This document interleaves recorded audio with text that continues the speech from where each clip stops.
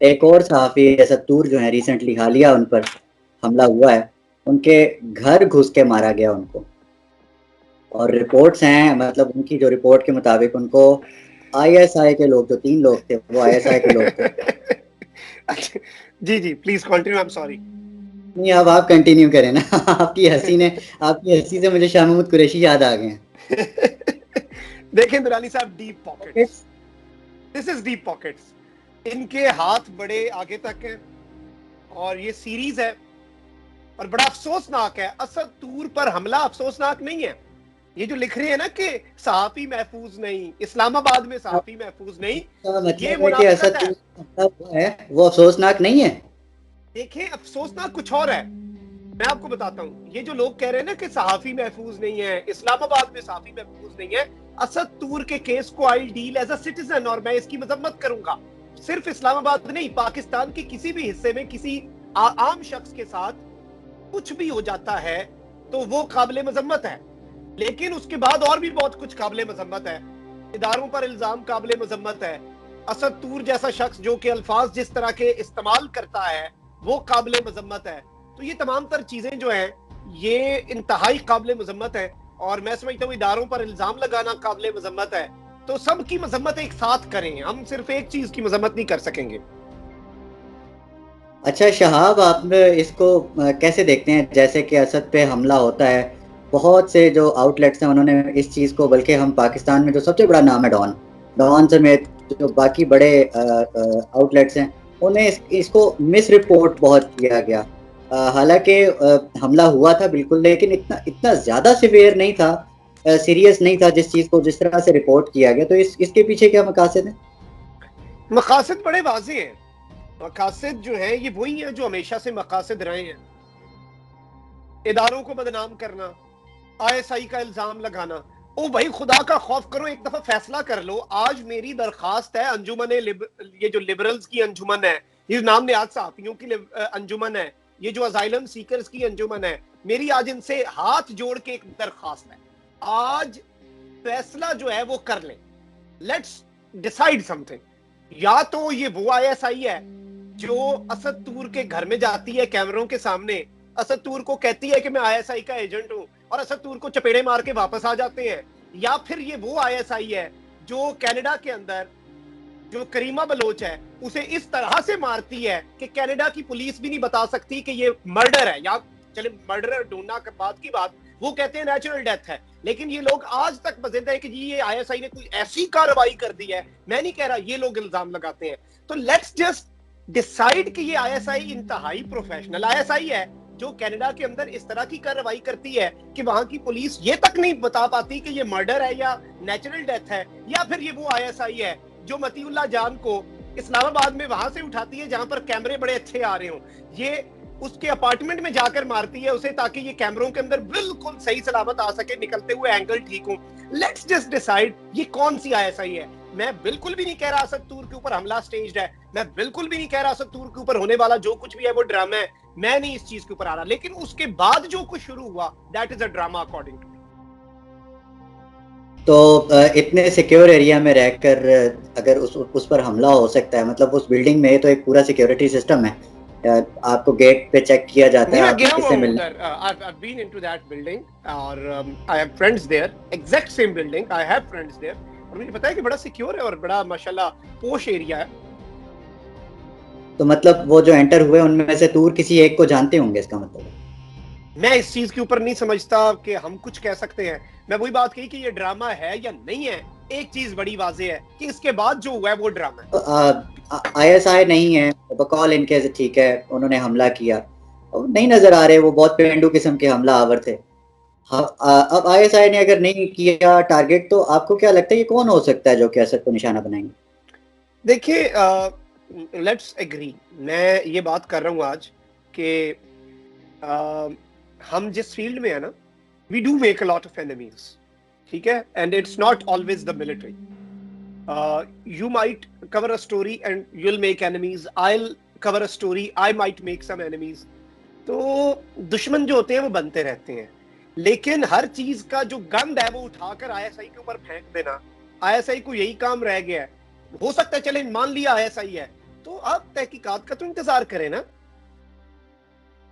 और white wash, मैं आपको एक चीज बताऊं दुरानी साहब, छोटी सी चीज है, मैं भाई लोगों को लिताड़ता हूं, मैं लोगों को गंदे अल्फाज इस्तेमाल करता हूं। असद तूर ने हमारे सहाफी बिरादरी के बारे में जो अल्फाज कहे, शिफा यूसुफजई साहिबा के बारे में जो ये कहता है, जो ये बुशरा बीबी साहिबा के बारे में कहता है, जो ये अरशद शरीफ साहब के बारे में और उनकी अहलिया के बारे में इसने घटिया अल्फाज इस्तेमाल किए, जो अरशद शरीफ साहब के प्रोड्यूसर के लिए इसने अल्फाज इस्तेमाल किए, ये साफत है।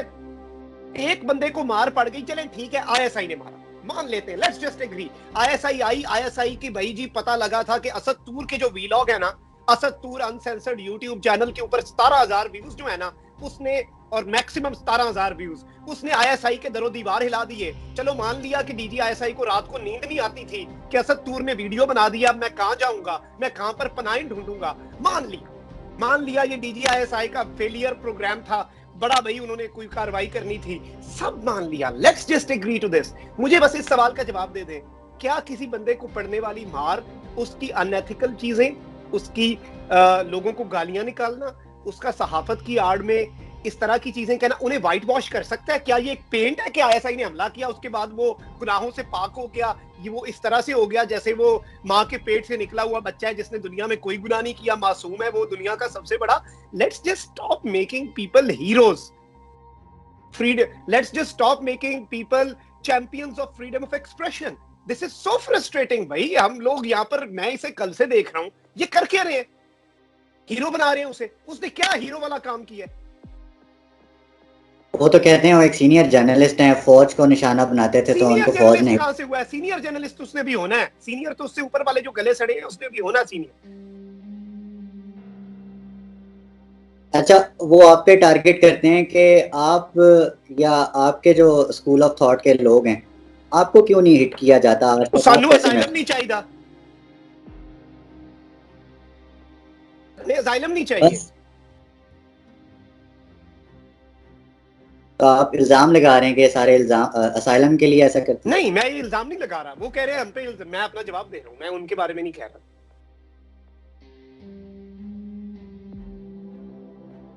कोई तो राज है, कोई तो बात है। बातें बहुत होती हैं। देखें जो वो साहब थे जिन्हें गोली लगी थी F11 में, वो कौन थे साफी जिनका अभी रिसेंटली F9 पार्क, हम पहले नाम नहीं लेते हैं, नहीं मुझे लेते नाम हैं असल उसी। में भूल गया, मैं मजाक नहीं कर रहा, मुझे असल में भूल गया। अफसार आलम साहब। जी माजरत, बड़ा नाम है। अफसार आलम साहब जो है, आपको उनका केस भी पता, आप उसी पे तो सारा था इन लोगों ने बहुत ज्यादा। वो देखें, फ्रीडम ऑफ एक्सप्रेशन नहीं है ना। हामिद मीर साहब ये सारे हमें ब्लॉक कर गए हैं उसके बाद। करें, they have to do this. आपको लगता है कि ये एक सीरीज है पाकिस्तान को बदनाम करने के लिए, जो कि अब ये कंटिन्यू रहेगी? पॉसिबिलिटी है, बहुत ज्यादा बड़ी पॉसिबिलिटी है, कंटिन्यू रहेगी। FATF, हदफ क्या है इनका आखिरी हदफ? FATF आप FATF से इस चीज को जोड़ रहे हैं? बिल्कुल, जून में इजलास होने वाला है। एजाज सैयद साहब ने आज जो रिपोर्टिंग की है तालिबान की, और ये सारे मामले में कि तालिबान ने पाकिस्तान को दबे लफ्जों में धमकी दे दी है, मैं इसके ऊपर बड़ा क्लियर कल वीलॉग बनाऊंगा। और ये एजाज सैयद साहब जो है ना, इनके सारे दावे और ये धमकी असल में है किस हमसाए को, मैं वो बताऊंगा, ठीक है? लेकिन ये सब कुछ क्यों किया जा रहा है? ये सब कुछ मेरे हिसाब से this is part of the plan. This is part of plan.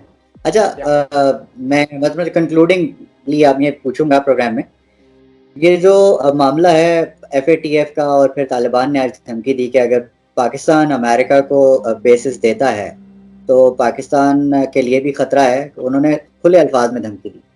उन्होंने तो पाकिस्तान के लिए नहीं, उन्होंने हमसायों हमसायों के लिए दिया धमकी। और ये मैं आपको बहुत जल्द बताऊंगा, ये मैं बहुत जल्द रिसर्च के साथ बताऊंगा कि कौन से हमसाये हैं जो बेस देने वाले हैं, और ये तवज्जो हटाने के लिए पाकिस्तान का ये कॉन्स्पिरेसी किसने चलाई, और ये पूरा नेटवर्क इंशाल्लाह बहुत जल्द बेनकाब हो जाएगा। With in 24 hours I will come up with proofs. कोई क्लूज हैं हमें इस प्रोग्राम में देने के लिए? देखिए, क्लूज मैं अभी, क्योंकि इसलिए मैं ये बात कर रहा हूं, वरना मैं यहाँ पे कर देता कि मैं जरा वेरिफिकेशन कर रहा हूँ कुछ चीजों की, लेकिन ताने बाने जो है ये फिर सरहद पार ही मिल रहे हैं, हमसाया ममालिक से मिल रहे हैं।